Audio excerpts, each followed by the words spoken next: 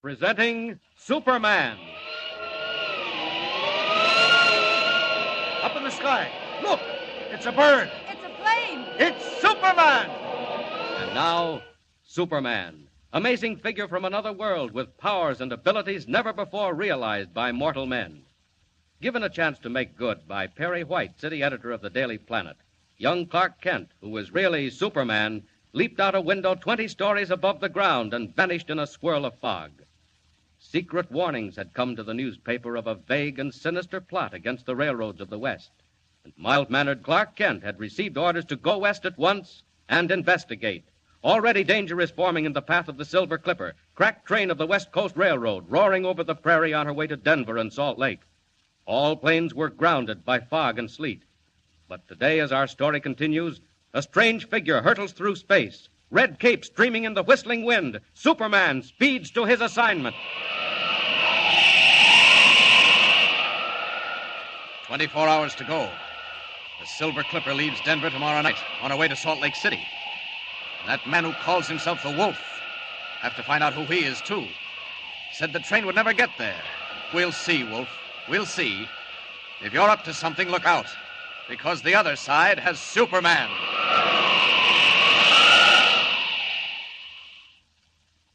And as Superman wings his way westward, following the faint steel ribbon of the railway line below him, two men sit waiting in a tiny shack in the Colorado foothills. One of them is Kino Carter, gunman, gambler, bad man of the Southwest. Kino waits nervously, waits for some word from the figure across the table, the dark, shadowy figure who calls himself the Wolf. Hey, listen, boss. Will you please tell me what we're doing out here now?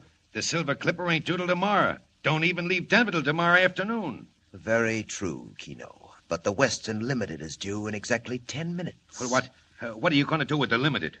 I warned various people and newspapers that something would happen to the Silver Clipper tomorrow night. As it will. So far, they've chosen to ignore me. Very well. When they see what overtakes the Limited in slightly less than 10 minutes, they will pay more attention to me when I call again. Now, listen, boss. What is this, a game? What are you trying to do? Why ask me, Kino? Do I know any more than you? We're told to paralyze the railroads. That's all. But it's enough. We obey orders. Well, whose orders? Where did they come from? Yours come from me. And you know what happens, Kino, if you disregard them. Shall I tell you again? No, never mind. Very well. Come outside. Not long to wait now. If the Limited is on time, we should begin to hear her. I don't hear nothing. She is on time. Have you done what I told you? Yeah, I done it. But I don't see... You will see, Kino, very shortly indeed. Hey, what are you trying to do? Scare him to death? Listen now to what I tell you. I'm listening. That train will be going over that trestle down there in another 7 or 8 minutes. So what? At the end of the trestle, as you can see, Kino, the track turns and runs along the cliff on the mountainside. Yeah, I see. The mountains to one side, very steep and abrupt, then the track, then the canyon, 300 feet deep. Hey, listen. You going to throw him down the canyon? The whole 10 cars? As I said before, all you have to do is obey orders. All right. What do I do? You wait till the train has crossed the trestle, then you fire the charge. Right away? Count 10, if you like. All right. And then what? Then events will take their natural course. After which you will come back and join me in the cabin. Hey, she's coming. And coming fast. Keep moving, my friend. Let her cross the trestle. Then count 10.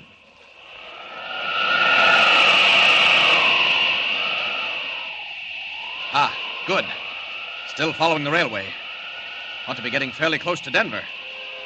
Looks like a long trestle up ahead.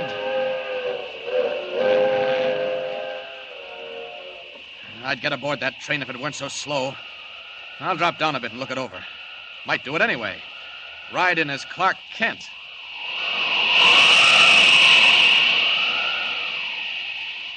What's that man on the side of the mountain doing?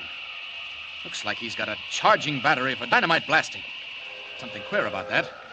Seems to be waiting.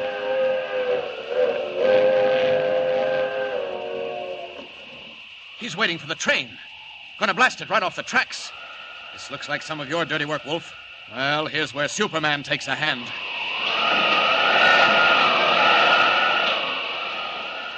I've got to stop that train. I'll get aboard, and they'll stop to put me off because I have no ticket. But it's got to be fast.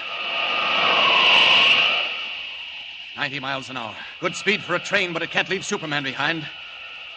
There's the observation platform. What luck. Nobody on it. Now then. Grab the platform rail. There. Leap on board. Now to join the passengers is Clark Kent, cub reporter for the Daily Planet. Off with the cape, into ordinary clothes, and inside. Tickets, please. All tickets. Tickets west of Buffalo. All tickets, please. Tickets, please. May I have your ticket, please? Oh, I'm sorry, conductor, but I've lost it. No, you've lost it. And I'm afraid that I'll have to ask you to pay the fare. Now, you know, I'm terribly sorry, but I seem to have lost my money, too. I thought so. You've been riding the blinds and figured you'd sneak in here where it's warm. Well, we know how to deal with bums like you. Yes, that's right, conductor. Stop the train and put me off. I don't mind. Huh? Say, who are you? Clark Kent, reporter for the Daily Planet. But that's all right. I ought to be more careful.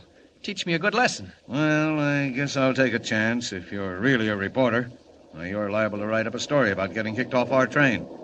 You can stay where you are. But look here. I'll take care of you when we get to town. And if you're not a reporter... No good. I overplayed it. Great Scott, I've got to do something, and quick, too. We're on the trestle. Where's that emergency cord? Hey, what's going on here? Who pulled that cord? Why, I did, conductor. I'm terribly sorry. Sorry? Well, you better be sorry. Here, come back here. Come back here. I can't stay, conductor. My conscience bothers me. I'll just jump off right where we are, on the trestle. You here. come back here. No, I'll be all right. Don't worry about me. I got you. No, you can't get away this time. Now, you stay right here. I want to get off. Well, you ain't getting off. You'll go to jail for this. You come back up them steps. Look, up the mountain, conductor. That flash. Hey, what's going on up there? It was a blast. An explosion up the mountain. Great Scott, conductor, look what's coming. Oh, Lord save us, it's a rock slide. Tons of rock coming down on the track. Listen to it. And right ahead of us, too. Took the tracks out like two pieces of string. Oh, Lord. And now they're all coming out to find out what happened. It's all right. It's all right, ladies and gentlemen. No danger. Just a rock slide up ahead. That's all. There may be a slight delay. Delay? You don't think you can dig through that, do you? Now get back in the train, please. Get back. It's dangerous out here. Back on board, please. We may be held up a little while. Back on board, everybody, please. We'll be pulling out directly.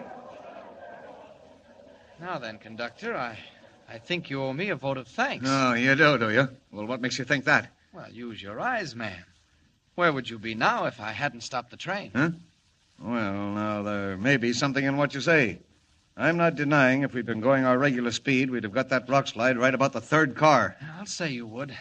You'd have been down in that canyon, too. And it's 300 feet deep. As a matter of fact, that's where you were intended to be. Oh, is it? Well, what makes you think so? Goodbye, conductor. I'll see you later. Hey, you come back here. Catch that guy. Joe, Mike, don't let him get away from the dog. Where'd he go? Catch him. Catch him, man. Get a hold of the boy.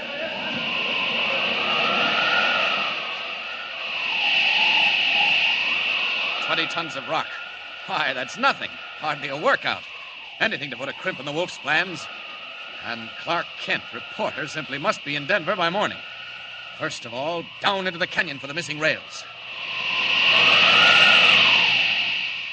There they are. Now, back to the roadbed.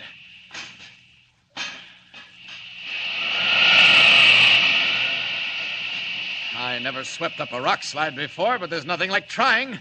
Here we go. Why, it's nothing.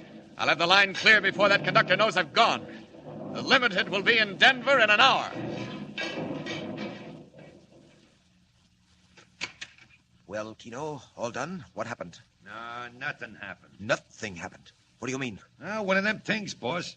The train stopped on the trestle. Stopped? That train never stops. Well, it stopped this time, and a guy got out, and I didn't know, so I shot the stuff. Yes, I heard it. Well, didn't you come out to look? I thought I'd better stay hidden. Well, there was a rock slide, and that's all. The train wasn't scratched. The line's blocked, but the train ain't hurt. This man who got out, who was he? After the slide, I snuck down and joined the mob, see? I heard him talking about a newspaper guy and looking for him. Name of Clark Kent. Kent? I don't know him. Well, you better, because he knows us. What's that? I don't know. All I can tell you is they're looking for him. Clark Kent, a newspaper man, who knew enough to stop that train. Well, we shall look for him too, my friend. We'll have lots of time. They won't get the line clear this side of Sunday. We shall look for this Mr. Kent, and when we find him... the train. They've decided to go back to Pueblo. Let's look. Kino, that train. What? It's going west. Why, it can't be. Hey, well, what the... But it is. It's on its way to Denver. Why, it can't be. Why, there was 20 tons of rock on the line. Look for yourself, Kino. It's not possible. It's not human. But look. Well, very well. We go to Denver too, Kino, at once, to find out what goes on, and to take care of Mr. Kent, the newspaper man. Get the plane ready.